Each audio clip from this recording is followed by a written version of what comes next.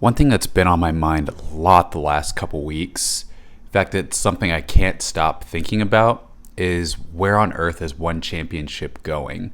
What's the future of this organization that at one point was branded as an Asian MMA promotion, and now it's it's labeled as like a global martial arts brand?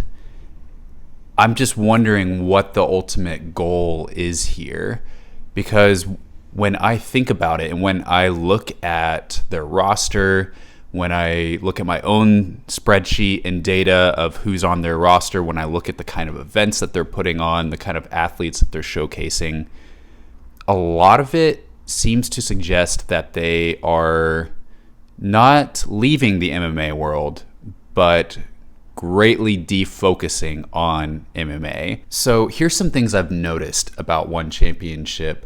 I went and compared some of the data from January 2018 with January of 2023. So at this point, they have gone through a lot of different transitions in terms of broadcast, right? So they've done the YouTube broadcast, they've done the broadcast through their app. I believe they've done some pay-per-view in the past. Of course, the Amazon Prime deal. And then they have this deal with the Royal Thai Army and Lumpini Stadium to host weekly events on Fridays. And those are broadcast on local Thai television and also on YouTube worldwide, which is a very interesting deal. There's some cool features about that, but there's some very interesting ramifications of that, I would say, of why they chose to zero in on one country to kind of like localize their brand a little bit. So if you look back at January 2018, at that time they had 19 MMA fights that they promoted.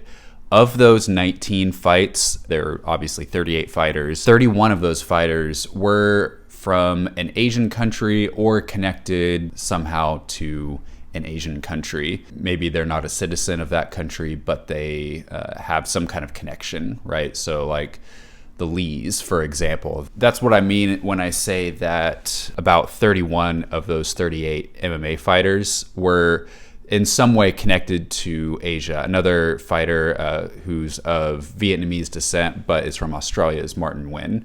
That's January 2018, 19 MMA fights, 38 fighters, 31 of those were Asian. Okay, so fast forward to January of 2023. So you've got two One Friday Fight shows, then you've got the one Fight Night 6, which was in Bangkok.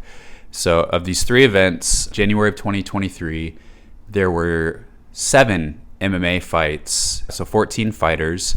Of those 14 fighters, 5 were Asian or connected to an Asian country by association. So quite a bit different. You went from 31 of 38 fighters to 5 of 14 fighters. You went from 19 fights down to 7 fights. So we know why the reason for that is, right? It's because they've introduced other martial arts into their brand. They've introduced kickboxing and Muay Thai and grappling. So with that, that means that they either have to have more events to accommodate all these other athletes, or they have to reduce the number of MMA fights that they are promoting. And that's what they've done. They have shrunk down their MMA roster. So I keep a spreadsheet of One Championship's roster, at least as best as I can record it. It's probably not perfect, but as best as I can record it, there are only ever a few fighters from MMA that are booked from that gigantic list on their roster at a time. So they are not keeping most of their MMA roster active unless they've released a lot more people than I know about. So if you look at like a UFC or a Bellator roster, a lot greater percentage of that entire roster is booked at a time than One Championship. So One Championship, essentially what I'm trying to tell you is that they are drastically reducing their roster for MMA. So what does that mean by effect? That means that obviously fewer MMA fights, but how does that affect their championship? It means that if a fighter gets signed to one, that they're going to have a shorter path, fewer fights to the title. And so it means that there are going to be fewer eligible fighters to fight for championships. They have 5 fighters per weight class that are ranked. And some of the upper weight classes like light heavyweight and heavyweight, there are no rankings for those divisions. I believe also women's flyweight, which is technically 115 pounds. But that, I believe, also does not have rankings either, simply because there are not enough fighters in that weight class. So if you look at the kinds of fights, the kinds of MMA fights that were promoted in January of 2023, not all of those fights were necessarily with A-level or even B-level athletes. A lot of those fighters that were fighting in MMA fights were fighting in their first fights. I'm talking mostly about the One Friday Fight shows. Even with that, like, they're signing fighters that are on a lower level. I believe one fighter, his record was 0-0 or 0-1 when he made his debut with one championship, Iranian guy, last month. So there is definitely some big changes going on with their roster at this moment. So what happens when you have a smaller roster, say 15 fighters per division instead of 40 fighters per division? Well, what's going to happen is that you're going to have fewer eligible fighters ready for a title fight.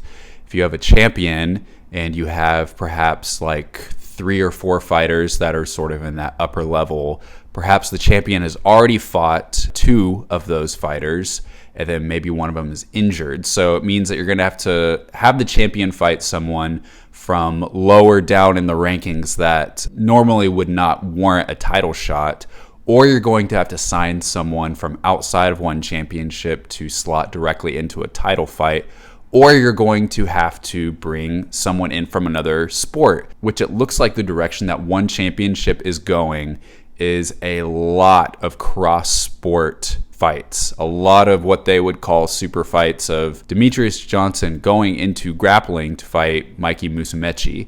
A lot of these custom rules fights, Stamp Fairtex, fighting in kickboxing or Muay Thai or custom rules. You're going to have a lot of these kind of fights because the health of these divisions in and of themselves is simply not going to be there to be able to produce title fights for these champions to stay active within their own divisions. That's what happens when you shrink your roster. And they've had to shrink that roster because they're adding in so many more divisions, division after division. So one championship has 25 divisions in their organization, 25. Good luck having a full roster of fighters in each of those divisions that we would consider healthy. In other words, again, what I'm considering is healthy as you're able to sign fighters to the lower end of that division. They're able to compete within that weight class, rise up the rankings to have enough fighters to even have rankings to where they would eventually fight the champion as a number 1 contender. That's what I would consider as healthy. So when you have that smaller roster, your only choice is for these smaller rosters in each of these weight classes to just cross over and fight each other. Champ versus champ, grappling champ versus MMA champ, kickboxing versus Muay Thai champ, all of those. You're going to get to see a lot more of those, which for some people, that's what they want. Don't hear me saying that, like, if this is what you like, then this is a bad thing. I'm not yucking anyone's yum here. I'm just making observations, and I'm just trying to say it looks like this is where this is going. For Amazon Prime, I would guess each of those shows is going to have 2 to 4 title fights on each show, and some of those title fights are going to be typical champion versus number 1 contender, but again, a lot more champ versus champ fights, a lot more signing fighters to come in and fight immediately for a championship. So it's not going to be the way that things are typically run in a combat sports promotion, where you have fighters rising up the ranks, and the champion fighting the number 1 or number 2 contender. So it looks like things are going to go a little bit differently with that. But let's just think, is there anything else that you lose by having a smaller roster? Depending on how you look at it, there could be some things that you lose having a smaller roster. One Championship is banking heavily on the fact that there are not just MMA fans out there, but there are combat sports fans. They're banking on the fact that MMA fans are going to want to watch their cage Muay Thai fights. They're going to want to watch kickboxing, their grappling fights. And they're also banking on the fact that grappling fans, people that maybe practice jiu-jitsu and are fans of just grappling, that they're going to be able to add that audience into their viewership. So they're trying to add all these sports to create all these cross appeals. Do you lose something when you start as an MMA show, but now you only have 2 MMA fights out of 10? That's a question that they are saying, no, you don't lose anything, or you don't lose much. You gain more than you lose. Obviously, promotions like the UFC and even Bellator have come to the conclusion that we lose more than we gain when we cross-promote sports under the same umbrella. But that's something that One Championship is banking heavily on. Why they're doing that, what kind of data they're using to support that, I don't have that. I'm not necessarily saying they're wrong. Personally, I like to stick to MMA, and even though I'm sure a lot of these other sports are very entertaining, have incredible athletes, I have nothing bad to say about any of these sports or athletes, but personally, I just stick to MMA. That's just my personal choice. Doesn't have to be your choice. That's okay. Here's something else that I've noticed about One Championship recently, that they have not been signing a lot of fighters, at least on the MMA side. When was the last time you heard One Championship signing some really big name for MMA? I mean, they signed Demetrius Johnson. Probably the last big fighter that they signed was Roberto Soldic, and he hasn't even made his debut yet. Apparently, One Championship is supposed to go to Croatia at some point. That is one thing that is slightly concerning to me, is that they have not had any big signings on their MMA side that have really gotten a lot of headlines recently. So when you have a smaller roster, when you're not signing a lot of big names, what's going to happen? It means that you're going to have an aging roster. You have to have a flow of fighters from the ground up, and you have to have an ecosystem where these fighters can properly develop, can get lots of experience before title fights, and can build their skills against competition that's about their same level. Don't get me wrong. I'm not saying One Championship does not have great fighters. They have some great young fighters. Angela Lee, Christian Lee, incredible fighters. Can't have enough good things to say about them. They've got some good fighters, but I'm just wondering, do they have an ecosystem that is healthy and will allow them to have these homegrown fighters, or sign these big names and be able to give them fights even before fighting for a title? I'm just not sure. I need to see that before I'm able to say that they have a healthy ecosystem for MMA fighters to want to sign. Another thing that I have noticed about One Championship is how much the demographics of their fighters is changing.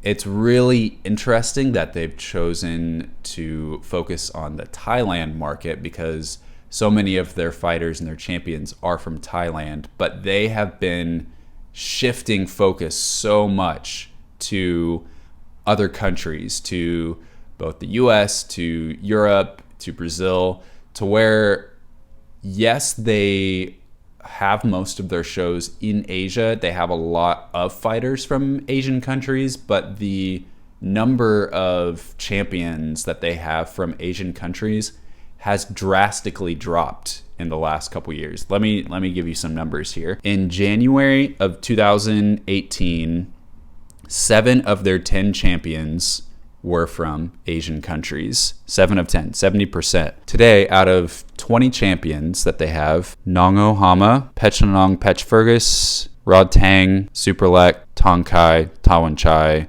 Xiong So all those fighters are either from China or Thailand. So 7 out of their 20 champions, as opposed to 7 out of 10, 70%, that's like what? 30-40%. So then the percentage of Asian champions has drastically dropped, and they've been signing a lot more fighters from the US, from Europe, and from Brazil and other countries around the world. So I'm wondering how much of an appeal One Championship is having to audiences outside and in Asia, outside of Thailand. China, they've got 2 champions, so there's still a lot to work with there. They had this thing going where they would constantly rotate between cities like Kuala Lumpur, Malaysia, Jakarta, Indonesia, of course, Bangkok, Thailand, Singapore. They would even make stops in China, Myanmar, but they're not going to go back there anywhere soon. That wasn't their fault that they couldn't go there. But they would just kind of have this circuit between a lot of these countries, even throw in like Japan. Most of their roster was from those countries. But now that has changed so much, and I just wonder, like, who call yourselves a globalized brand, but like really, like, who's your big audience right now? But yeah, with one championship, I always just wonder if they are doing too much too soon and trying to go too far too quickly and going wide instead of deep. That's like my main concern with one championship, is that they're trying all these things. Are they really like building a deep audience in certain markets? I'm not on their marketing team. I don't have the numbers for this, so they very well could have very concrete reasons of why they do everything that they do. I'm just in the media here looking at things that I see, trends that I see, and wondering, what's going on here? Are we going to a future where we have the One Friday Fight shows that are really focused on Thailand, and then we have the Amazon Prime shows once a month that are just like tons of super fights, this champion versus this champion, and how long can we do that? And is that sustainable? Do we have a healthy ecosystem to put new fighters into that mix? One thing that I am slightly concerned about the Friday Fights model is, there are promotions that will have 1 or 2 events a month, and they'll be able to promote those events in advance. And then you have promotions like JCK, and also like the One Friday Fights model where they have weekly events. It is not so much about the individual athletes as it is just about the consistency of the brand and being able to turn on your TV and be entertained than it is necessarily being about promoting particular athletes. I have seen one championship announce some fights ahead of time for Friday Fight shows, mostly like big title fights for Muay Thai or kickboxing. But for the most part, they are not really promoting these shows more than a few days before they take place. You're not able to promote these athletes as much to a global audience when the fight card isn't even announced until a couple days ahead of time. So that is a little bit concerning. We're only like a little more than a month into these deals with the Friday Fight shows. So we'll see how that goes, if they are able to really make it work, if they're able to promote better, learn from mistakes, and grow. Again, I'm not out here trying to be like a criticizer of one championship and crap on them and bring them down. I'm literally just looking at things that I'm seeing and asking questions. Where is this going? How long can we do this? Is this the best way to grow a brand? I don't know, and I hope that I'm proven wrong, but some of these signs are a little bit concerning to me, if I'm honest right now. Hopefully I'm wrong. I'm rooting for these athletes. I want to see them do well. I want to see them make money. We'll see. If you have any thoughts about anything I just said or about the direction that one championship is going, I'm open to hearing your thoughts, and if there's anything else you have to add to this conversation.